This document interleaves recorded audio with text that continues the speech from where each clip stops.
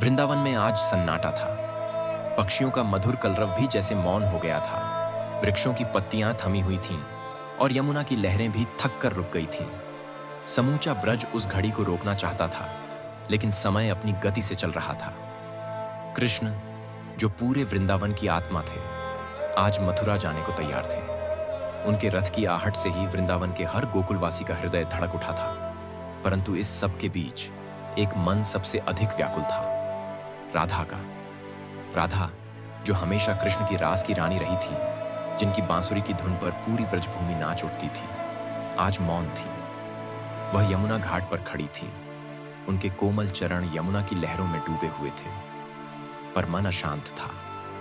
उनका मन तब से व्याकुल था जब से उन्हें कृष्ण के मथुरा जाने की सूचना मिली थी। वह जानती थीं कि कृष्ण का जाना अब निश्चित था, लेकिन फिर भी मन इस सत्य को स्वीकारने को तैयार नहीं था। कुछ ही क्षणों में कृष्ण उनके पास पहुंचे। उन्होंने राधा को देखा, जो बिना कुछ कहे बस यमुना की ओर देख रही थी। कृष्ण धीरे से उनके पास बैठ गए। वे दोनों मौन थे, लेकिन उनकी आत्माएं आपस में बात कर रही थीं। कृष्ण ने राधा का हाथ अपने हाथों में लिया। उनका स्पर्श राधा के लिए सजीव स्मृतियों की तरह था, एक ऐसा एहसास जिसे वह कभी खोना नहीं चाहती थी। कृष्ण बोले, राधे, मैं तुमसे बहुत कुछ कहना चाहता हूं, पर शब्द कम पड़ रहे हैं। राधा ने धीरे से उनकी ओर देखा।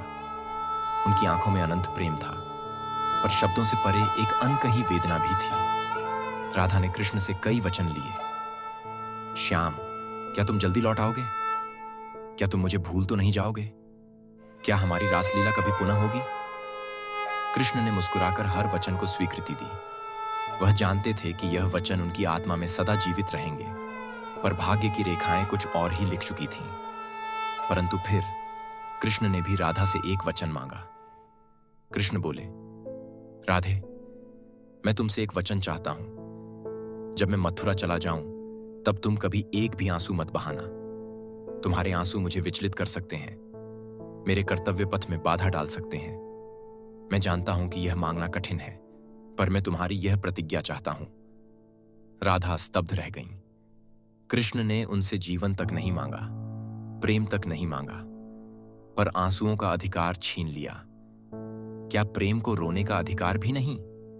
क्या प्रेम इतना निस्वार्थ हो सकता है कि उसमें केवल समर्पण हो और कोई अधिकार ना हो? राधा के होठों पर एक फीकी मुस्कान आई।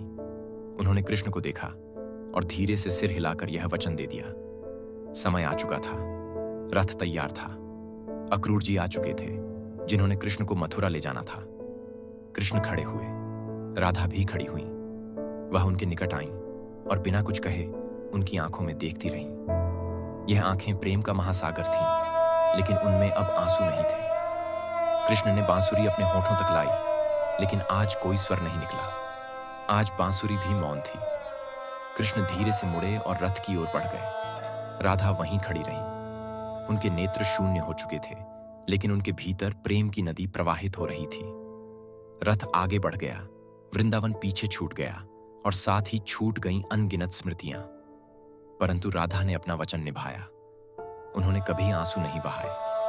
उनकी आंखें पत्थर बन गईं, लेकिन उनका प्रेम अमर हो गया।